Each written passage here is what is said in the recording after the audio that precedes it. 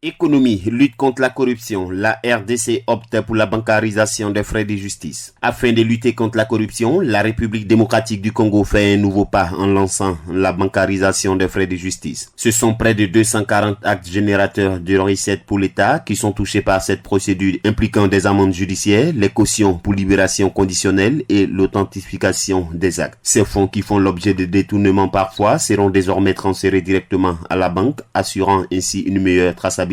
Selon un rapport de la Cour des comptes congolais, une large part de ces fonds étaient détournés par des procureurs, rapportent nos confrères de la Radio France Internationale RFI. Constant Mutumba, le ministre de la Justice, dans un entretien accordé à RFI, a fermement condamné ces pratiques, affirmant que les choses doivent changer. Il a menacé de sanctionner sévèrement toute personne qui continuerait à percevoir ces frais illégalement. Les autorités congolaises ont accueilli positivement cette réforme qui, selon eux, permettra une augmentation significative des recettes publiques. Du côté des syndicats, l'on estime que cette mesure ne sera efficace que si elle s'accompagne d'une amélioration des salaires des acteurs du secteur judiciaire, souvent exposés à la précarité.